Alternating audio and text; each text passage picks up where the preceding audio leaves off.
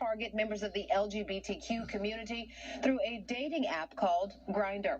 Sergeant Rodney Jones says 8 victims have been robbed since February.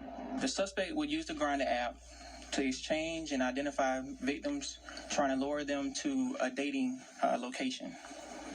After the date concludes, the suspect would then rob the victim, often taking wallet, keys, or even vehicles. It's an armed robbery. The person typically has a handgun.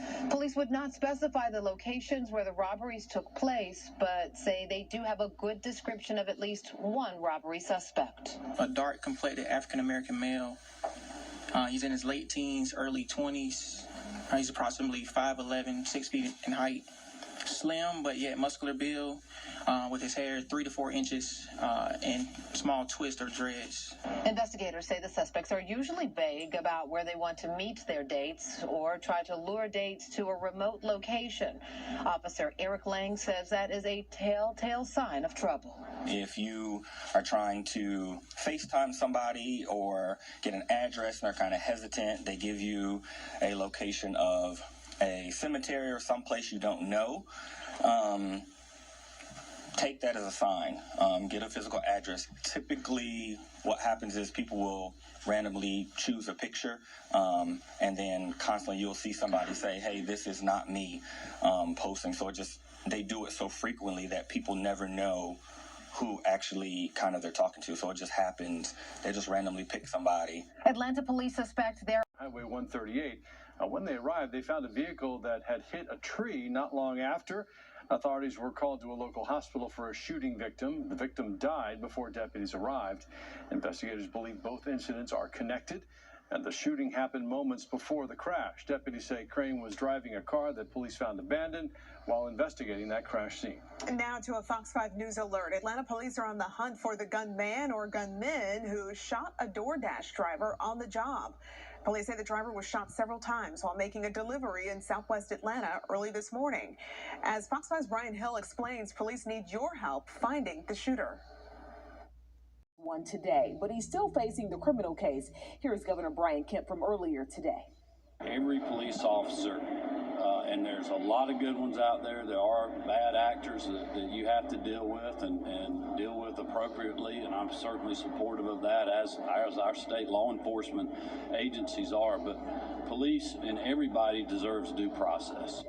The decision today brought out a handful of protesters to City Hall, with many calling for justice for Rayshard Brooks.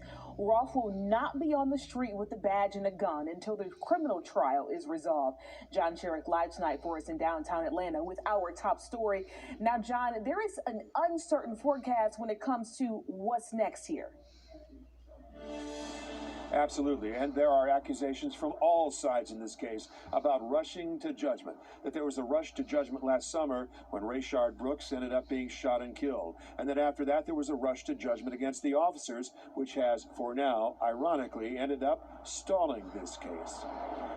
The Atlanta Civil Service Board just ruled that last June, then Atlanta police officer Garrett Rolfe should not have been fired so quickly by Atlanta's mayor. The board ruled that right after Rolfe shot and killed Rayshard Brooks during an arrest, Mayor Keisha Lance Bottoms fired Rolfe illegally without giving Rolfe due process under the law. Rolfe's attorney, Lance LaRusso, tells us he expects Rolfe will now get back pay and a desk job while preparing for his criminal trial for murder. 11 Alive legal analyst Paige Pate. You could have the officer removed from the force, but still provide him with due process, and they didn't do it. And the attorneys for the family of Rayshard Brooks say City Hall's decision ended up hindering the prosecution of Rolfe. Chris Stewart. But it appears maybe that was done just to pacify all of the people that were upset. But temporary justice is not real justice. Mayor Bottoms now says because of the demonstrations at the time, she made the right call to try to keep the peace. But will the case ever get to trial? Fulton County Superior Court Chief Judge Christopher Brasher is deciding whether to grant a request from District Attorney Fonnie Willis to withdraw from the case and have an outside prosecutor take it. So there's certainly the possibility that the case could never make it to trial, and not because he pleads guilty, but because the case ends up being dismissed or abandoned. And that reckless and childish behavior like this is going to end up getting someone hurt or even killed. I'm getting numb to it. And you can see the video. There's 4 guys come out. they start shooting. And I'm like, oh, they're not shooting at me. And that's weird. I feel like I'm deployed again. This is what Amirdo Barrios has been hearing outside of his home in Stockbridge for months. I would say about 20% of the time they're on foot. But then they started doing the drive-bys where, there's about 3 or 4 different vehicles have been doing it. Barrios says he's taken it upon himself to catch the criminals in action, so he set up a security system outside of his house. He has dozens of videos just like this, and he's handed them over to police. But he says that's done little to solve the problem. Barrios says he's picked up shell casings near his patio, but shots are usually fired into the woods directly across from his home, which is just as dangerous. Generally, they go toward the wood line, and right behind the woods is 695. I mean, at nighttime, you can actually see the cars drive by, so they're not really that thick. And, either way, any direction, or, even if people shoot up, the round's going to come down somewhere. He says he's trying to be proactive by doing his own research on the cars captured in the security videos and reporting the shootings to police. But he says others need to do their part before someone gets hurt. It's not like it'll be hard, because all they got to do is just hang out in an unmarked vehicle and just hang out in the area. They'll hear and see it. There's a lady that walks up and down the street here. She walks her dog. She's open carrying because she's afraid something's going to happen to her. I did reach out to police, but they only told me that they are aware of these shootings. In Atlanta, Janice Yu, Fox 5 News. Country Hearth Inn and Suites on Shannon Parkway this evening. Police initially thought the two shooters were hiding in a neighboring hotel and called in the SWAT team to search. Nobody was located, but investigators tell us they've identified the suspects and they expect to make a quick arrest. License plate readers will now play a Forsyth County Schools representative says an employee overbooked the school.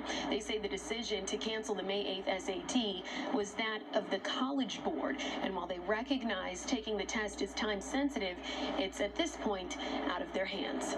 Forsyth County parents and students say they're baffled as to how a track meet forced an SAT cancellation. And have a track meet outside and still do the SAT inside. Forsyth school representatives say there wasn't enough room to accommodate both events. The track meet was already postponed from last year because of the coronavirus, so they reached out to the College Board. There are only so many parking spaces on that campus. Okay, one has to get canceled. Which one will impact the smallest number of individuals? And so the SAT was for a few hundred individuals. I want to say less than 300, and it was just in the morning. Whereas the state sectional track meet was an all-day event and involved thousands. This Facebook post to the West Forsyth High School page alerted students and parents of the canceled college admissions test Monday. The cancellation comes during an already desperate time when many rising freshmen are rushed to take SATs that they might have missed out on because of canceled tests during the pandemic. Parents like Melinda Brooks are frustrated by the last-minute change. She has a son who needs to submit his scores to schools by May 30th. The next available test isn't until June 5th, nearly a week past the deadline. This problem is Chambly. And that's where Good Day's Natalie Falls joins us live this morning to explain. Natalie, good morning. Hey guys, good morning to you. That's right. So these license plate readers currently help police find stolen vehicles or wanted suspects. And as you guys mentioned, after they helped find a missing 1-year-old little boy, they decided they wanted to do more to help law enforcement find missing kids. If our system can help find these suspect vehicles, what if we can do this everywhere? Flock Safety is the Atlanta company that created the license plate readers that are in more than 1,000 cities in the United States. They're used by hundreds of law enforcement agencies in the nation, and now they'll be helping police track down missing children. When we can give the correct information to the right officer at the right time, that just means everything. The company's cameras helped find a 1-year-old boy who had been kidnapped from Chambly last August. At the time, Flock Safety had to manually enter the information about the Amber Alert into its system. So the company partnered with the National Center for Missing and Exploited Children, and now anytime an Amber Alert is issued, it goes directly to the Flock system. So when you think about that license plates, vehicle descriptions, the fact that cars can move from state to state, having that reach is an important piece to the process.